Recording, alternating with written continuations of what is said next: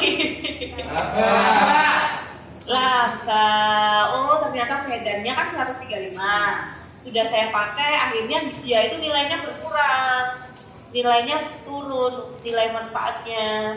Jadinya cuma 67. Ternyata saya jualnya 75, ya berarti saya masih laba sebesar 8 juta. Nah, cara ngitung laba atau rugi kalau pelepasan aset tetap kurangi dulu, kita cari dulu nilai bukunya. Nilai buku adalah dari harga perolehan dikurangi akumulasi.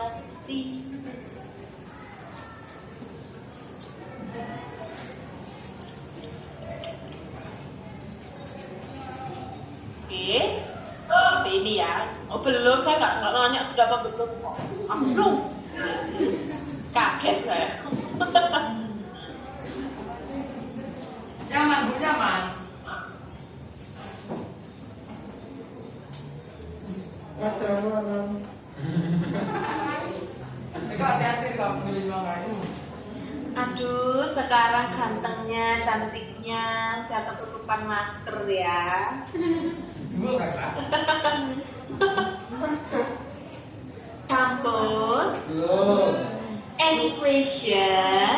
Tuh, enggak ada ditanya. Ini mulai nanti kita mulai dari awal tadi sampai nanti terakhir selesai lagi dulu baca. Belum, nggak ada pertanyaan. Ada. Aman. Sampai rumah lupa. Kau. Itu sudah ya. Biasa. Sudah? Oke, nah sekarang kita lanjutkan ke nomor 16. Jurnalnya sekarang.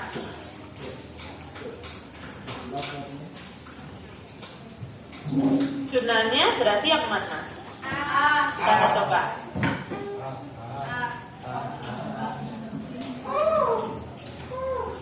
Ayo, kan tadi ngitungnya udah. Ya, sekarang jurnalnya. Jurnalnya berarti kira-kira yang sesuai yang mana? Kalau saya jual sedan. Kalau saya jualnya sedan atau kendaraan, berarti pasti di kredit ada kendaraan. Sebesar berapa? Sebesar tetap saya belinya berapa?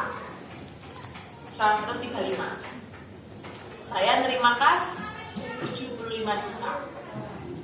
Jangan lupa, kalau melepaskan aset tetap, entah itu dijual, ditukar, dibuang, dibakar, kena musibah, akumulasinya itu jangan lupa ditutup, guys. Kenapa? Lu kan aneh, nanti kalau di neraca sedannya udah nggak ada, akumulasinya masih ada. Itu nyusutkan apa? Kan? Nah, itu berarti karena aset tetap sama akumulasi itu satu paket, ya.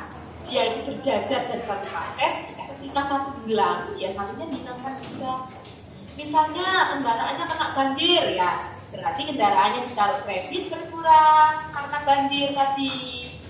Di debit, akumulasinya juga harus dihilangkan. Jurnalnya, ya berarti jangan beban banjir, ya nggak ada beban banjir.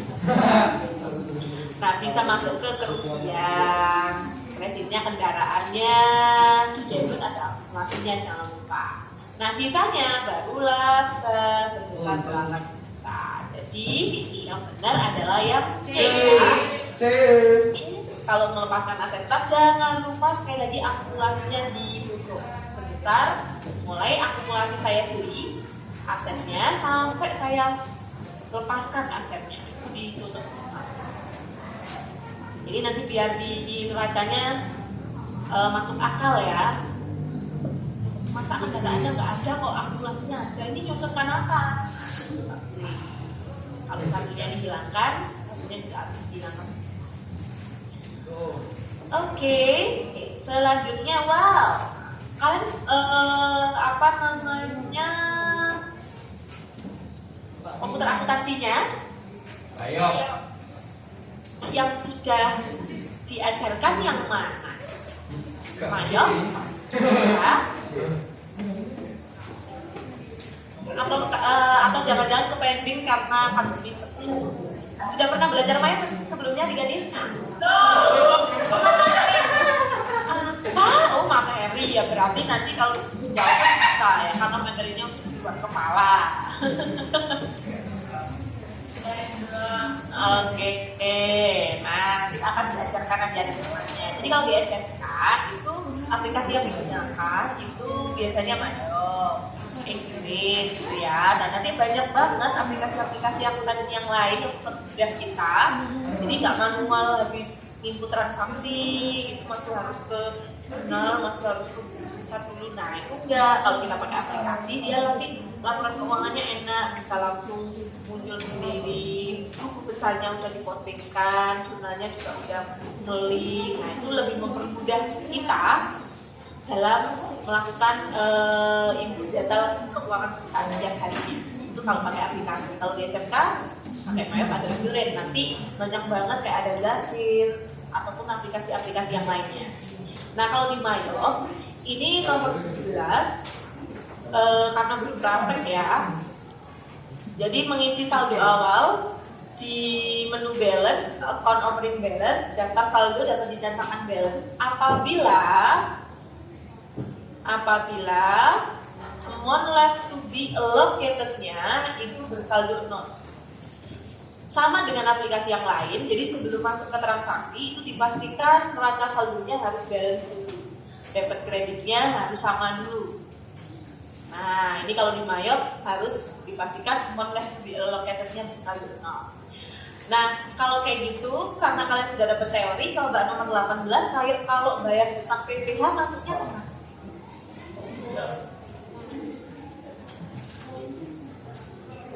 Kemana? Bang, PPH nih. Packing yang mana? Utang PPh? Packing. Yang mana? A, B, C atau D? Do. Loh, pinter loh. Pasti nih ya. Pasti. 500.000. Nah, kalau yang sel sama purchase kan nggak mungkin ya. Nah, kalau purchase pay bill ini kalau bayar hutang dagang. Ingat, hutang dagang saja. Selain bayar hutang dagang, masuknya ke spend money ini. Ya, sekali lagi selain transaksi pembayaran hutang dagang, itu masuknya ke spend money.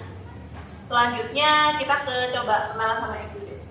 Accurate ini ada beberapa versi ya jenisnya. Ini versi 5 ini ada beberapa jenis edisinya, versinya. Kalau untuk perusahaan dagang itu kita pakainya yang standar guys. Kalau Deluxe ini untuk kayak konstruksi, nah itu pakainya Deluxe. Kalau perusahaan jasa dagang itu standar. Kalau perusahaan manufaktur pakainya Enterprise Edition. Nah nanti mungkin di kelas 3 baru akan belajar tentang ini. Ya ini saya kenalin di awal-awal. Nah jadi macamnya 3. Oh perusahaan saya dagang, maka saya nanti pakainya yang standar. Oh saya jasa online shop, bisa pakai standar. Ya editionnya yang standar. Kalau perusahaan manufaktur itu pakainya Enterprise. Nah ada 2 setup awal di Accurate versi 5 yang bisa kita pilih oleh penggunanya, yaitu persiapan standar dan persiapan mahir namanya. Nah kalau yang standar itu kalau misalnya kalian mau masuk ke Accurate ya, tidak mengatur secara lengkap setup database di awal, itu pakai standar. Jadi kalau misalnya ada 18 langkah ya, 18 langkah untuk database-nya kita isi, itu standar nggak diisi semua karena kita mau langsung ke transaksinya. Itu misalnya yang diisi cuma buku berapa gitu ya. Kalau mahir ini diisi full semuanya. Jadi secara lengkap disiapkan dulu database secara lengkap dan detail, itu mahir. Kalau kalian langsung mau masuk ke aplikasi, itu setup data awalnya nggak usah banyak-banyak, nggak usah lengkap-lengkap dulu. Itu pakainya yang standar. Ya, oke. Kalau yang lengkap itu yang mana? Oke, sampai dengan poin 20 berarti kita akan meninggalkan yang abstraksi. Ya, sekarang kita akan masuk ke teks adegan semuanya. Wah, pengertian pajak luar kepala ya. Nomor 21, termasuk poin dari pengertian pajak kecuali Bersifat memaksa. B. Mendapat imbalan. C. yang mana? C. Mendapat imbalan. Pajak itu nggak memaksa lah. Maksa. Belum Maksa. maksa. Belum, nggak ada yang maksa. Berarti yang mana? C. C.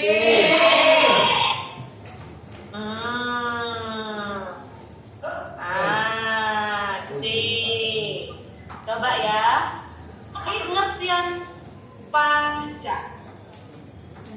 Coba diperhatikan pengertian pajak. Coba ya diperhatikan. Pajak itu apa ya? Itu nopong jadi pajak. Yang pertama, pajak itu adalah iuran wajib dari masyarakat kepada negara, ya, yang bersifat memaksa, ya, maksa. Ya kamu kalau dikenakan pajak ya harus bayar, ya. Bersifat memaksa, yang tidak mendapat imbalan jasa secara langsung, jadi manfaatnya enggak kita rasakan secara langsung, ya, pajak itu digunakan untuk sebesar-besarnya kemakmuran rakyat. Nah, kenapa kok bersifat memaksa? Karena berdasarkan undang-undang, guys. Ada undang-undang perpajakan di situ. Iya, guys. Jadi, sekali lagi, pajak adalah iuran wajib dari masyarakat kepada negara yang bersifat memaksa berdasarkan undang-undang, tidak mendapatkan imbalan jasa secara langsung yang digunakan untuk sebesar-besarnya kemakmuran rakyat. Jadi nggak terasa, oh jalanan kemarin bolong-bolong sekarang sudah mulus. Nah itu berarti manfaat yang secara tidak langsung kita rasakan dari membayar pajak. Ya, ini pengertiannya pajak. Berarti kita pilih yang C ya.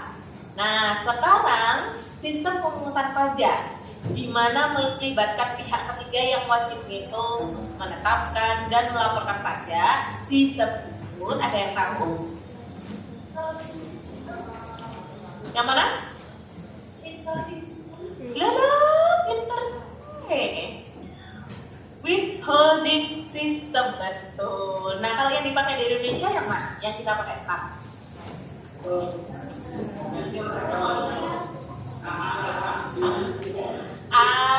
Kalau yang kita pakai sekarang itu yang self assessment system. Coba ya kita cek perbedaannya apa. Nah ini ya Bapak Ibu, jadi ceritanya sistem pemungutan itu ada 3 jenis. Ada self, kemudian ada official sama withholding. Kalau zaman dahulu kala sebelum reformasi itu kita pakai official yang tengah.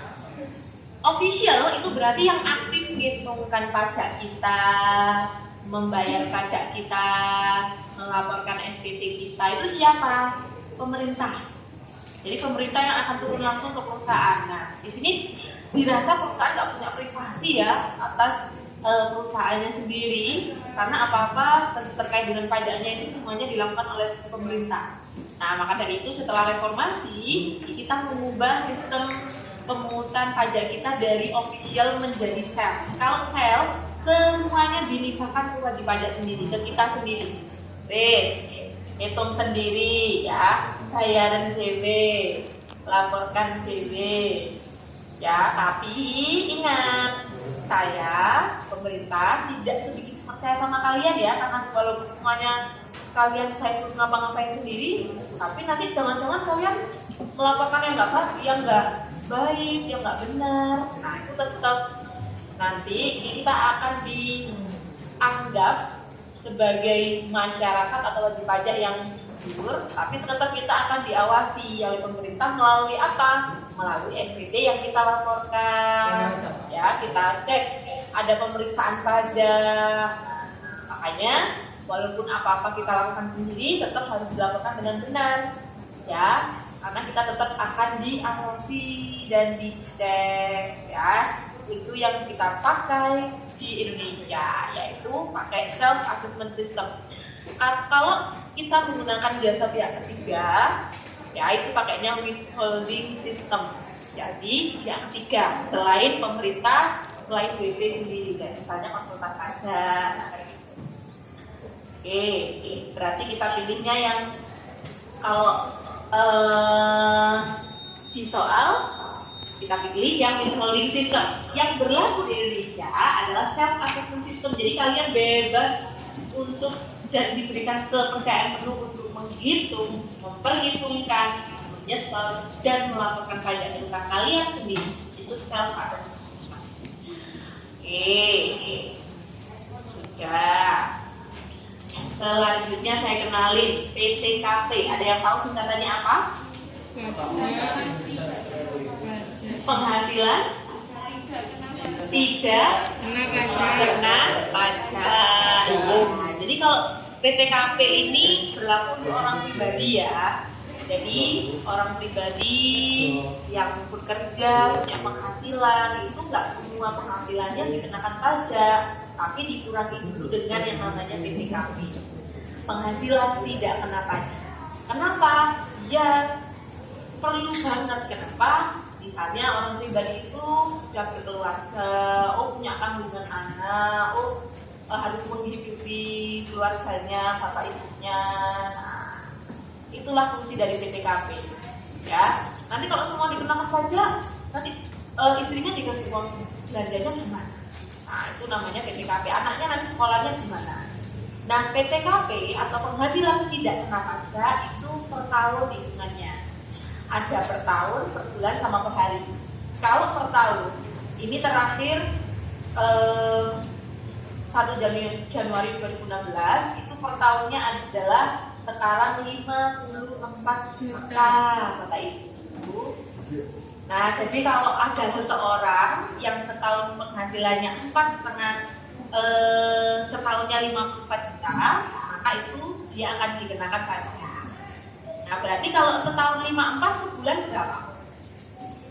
54 bagi 12 Dibagi 12 berapa? harus menang. Berapa? 4.500.000. 4.500.000 ya.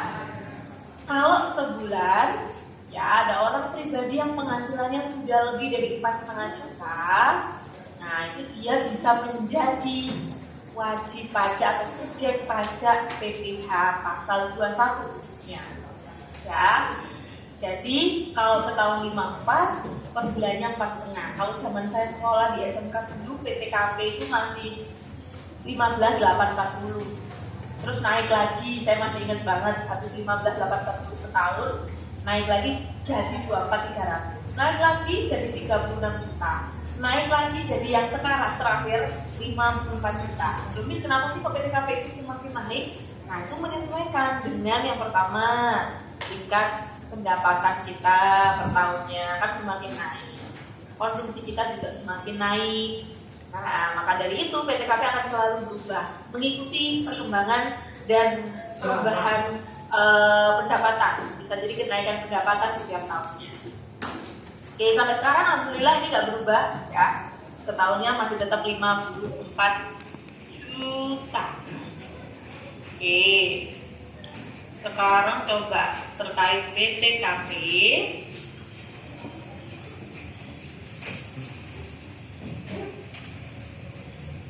Nah, ini ibu-ibu, bapak-bapak semuanya.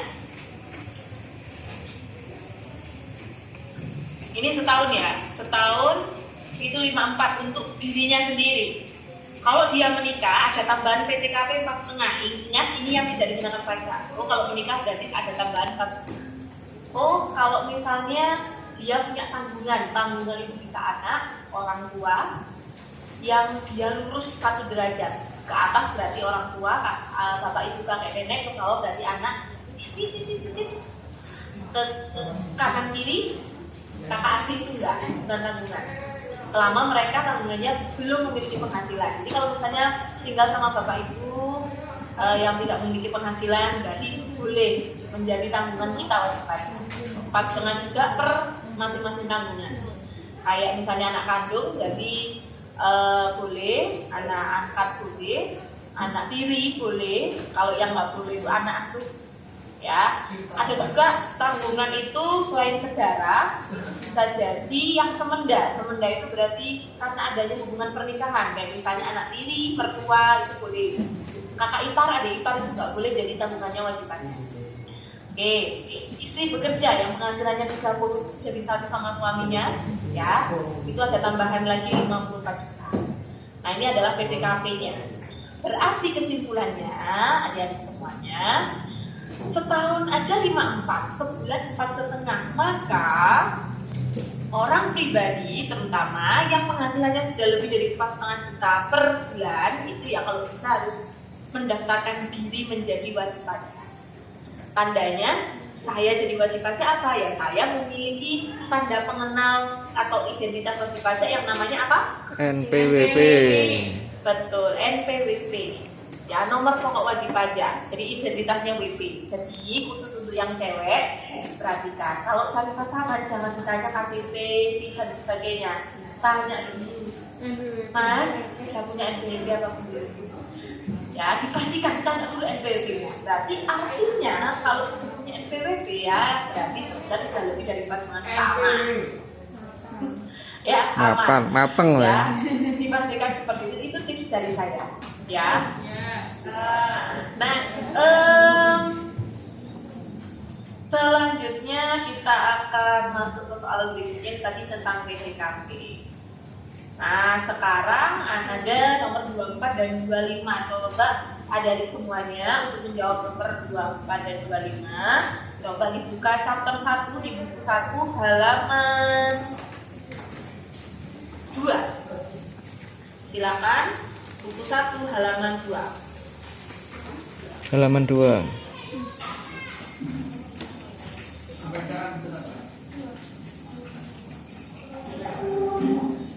Coba ya.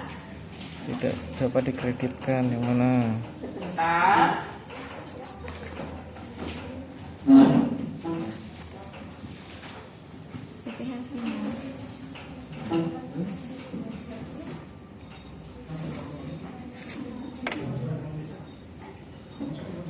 Halaman 2, coba diperhatikan di situ. Itu kan Kalau PPh final saya itu ya. adik, walaupun kalian belum belajar tentang pasal-pasal PPh terutama 21, 22, 23 pada 2, tapi kalian sudah saya kasih rumus ya untuk menentukan gimana sih saya menjurnal transaksi yang ada pajaknya itu gimana. Nah, ada 3 opsi akun yang bisa kita pakai di akuntansi terkait dengan pajak. Yang pertama, hutang PPh, yang kedua, uang muka PPh, dan yang ketiga adalah beban PPh.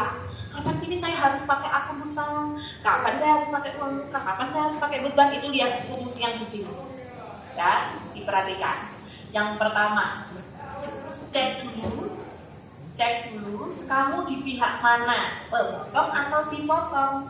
Kalau pemotong berarti pihak yang membayar penghasilan. Bayar, perusahaan bayar gaji ke karyawan, berarti pemotongnya perusahaan, yang dipotong adalah karyawan. Ya, yang dipotong itu identik dengan pihak yang menerima penghasilan dari pihak lain. Nah, nanti pemotong wajib bikin bukti potong. Ini loh bukti saya potong kamu. Nah, kalau yang dipotong berarti nanti menerima bukti potong. Nah, jurnalnya, ya ini ada yang final sama tidak final. Final itu apa? Ada di catatan bawahnya, coba dicek. Final itu final. Kalau bahasa Inggrisnya wes ya wes. Kalau udah selesai ya udah, itu final. Tidak dapat dikreditkan di akhir tahun. Kalau udah selesai transaksinya dipotong ya udah stop. Gak bisa kamu kreditkan lagi di akhir tahun. Gak bisa lagi kita bawa di akhir tahun. Itu final. Tidak dapat dikreditkan di akhir tahun. Contohnya apa? PPh pasal 4 ayat 2 itu full 100% final. Ada yang namanya tidak final. Berarti kebalikannya, kalau yang tadi tidak dapat dikreditkan, kalau yang final, yang tidak final, berarti dapat dikreditkan di akhir tahun. Ini nggak usah nanti terlalu detail belajar tentang pasal-pasalnya, nggak usah, yang penting tahu, ya. Contohnya apa? 23, 25. Nah, itu tidak final. Nah, terus dikreditkan itu apa? Menjadi pengurang beban PPh di akhir tahun. Nah, itu dikreditkan. Nah, gambarannya gini. Saya punya beban pajak itu di akhir tahun 100 juta. Ternyata guys, di tahun berjalan itu saya pernah dipotong atau dipungut pihak lain pajak yang tidak final 60 juta. Sekali lagi, saya punya beban pajak 100 yang harus saya bayar, tapi saya pernah dipotong pihak lain yang tidak final itu 60. Dikreditkan, artinya 60-nya bisa jadi kurang 100-nya. Oh, alhamdulillah, jadi saya bayarnya cukup 40 saja. Nah, itu dikreditkan. Jadi bisa menjadi pengurang 100 jutanya. Tapi kalau tadi 60 jutanya saya dipotong yang final, waduh, kalau final ya nggak bisa saya bawa ke akhir tahun, nggak bisa saya kreditkan. Artinya 60 jutanya ya udah selesai, saya tetap bayarnya 100 juta. Nah, itu ya, paham? Paham. Nah, sekarang coba dijawab. Yang mana berarti? Final, pintar. Yang final tadi, PPh berapa? Betul ya, kelima adalah yang D, ya pasal 4 ya. Ingat ya rumusnya tadi yang di halaman 2. Nanti kita akan buka lagi. Sekarang kita lanjutkan ke soal berikutnya, nomor 26. Tingkatan tarif progresif sesuai dengan pasal 17 Undang-Undang PPh. Nah, ini tarif untuk orang pribadi, guys. Ya, untuk orang pribadi. Sesuai dengan pasal 17 Undang-Undang PPh. Tingkatannya berapa? Tingkatannya adalah 5, 15, 25, 30. Ya. Yang D 5, 15, 25, 30. Oke.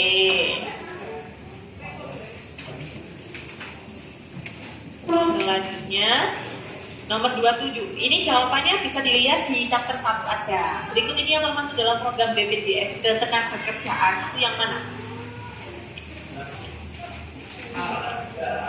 Kecuali. Oke, betul. Jaminan kesejahteraan sosial yang masuk ya, yang masuk ke BPJS Ketenagakerjaan itu yang pertama ada JKK, jaminan kecelakaan kerja, ada JK, kematian, kemudian ada JHT sama jaminan pensiun biasanya ada apa? JKK, JK, JHT, hari tua sama pensiun. Hari tua sama pensiun itu sama, ya, hampir sama. Nah, berarti yang tidak termasuk di sini adalah jaminan kesejahteraan sosial. Satu lagi ada BPJS Kesehatan, ya, selain ketenagakerjaan. Oke, silahkan dibuka untuk menjawab nomor 28, halaman 71. Yang termasuk kelompok tenaga ahli atau Pak Panda, yaitu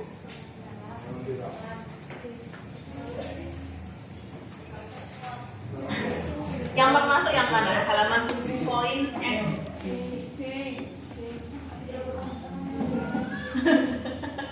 Yang termasuk Pak Panda itu yang mana, Bre? Betul, akuntan. Nah, coba ya, kalau di pajak itu termasuk Pak Panda, tenaga ahli itu kita sebut juga disingkat dengan Pak Panda biar ini. Pak Panda, coba dicek halaman 7. Berapa? 7. Halaman 7 poin F.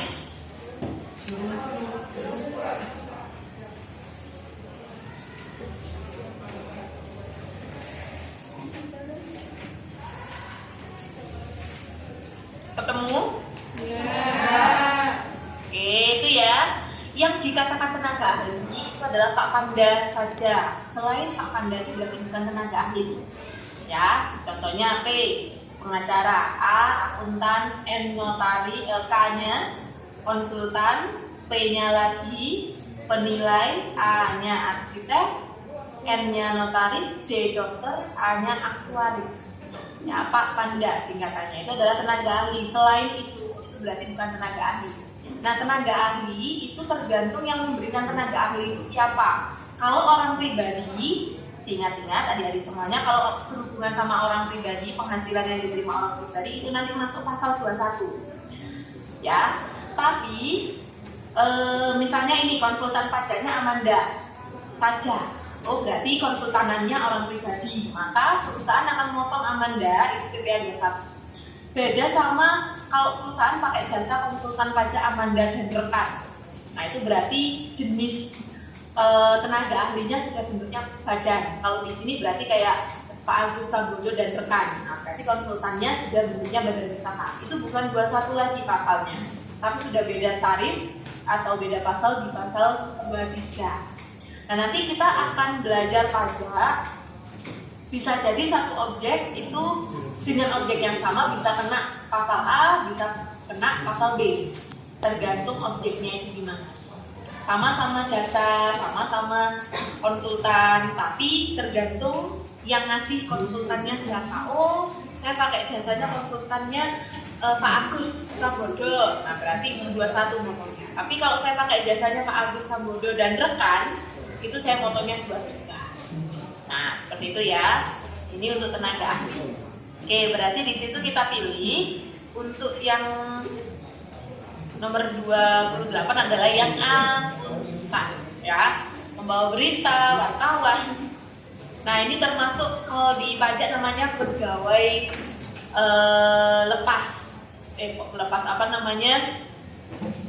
Bukan pegawai, ya, termasuk bukan pegawai atau orang pribadi yang memiliki atau melakukan pekerjaan bebas.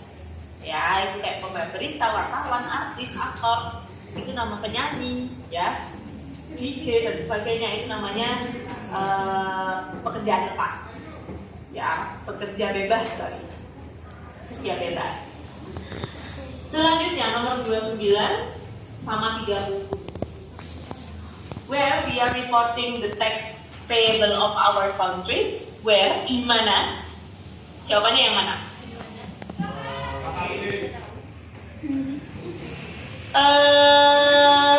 Di mana? Kalau SPT itu apa? KPP. Surat perizinan. Surat pemberitahuan. SPT. Oke. Kalau KKP itu kantor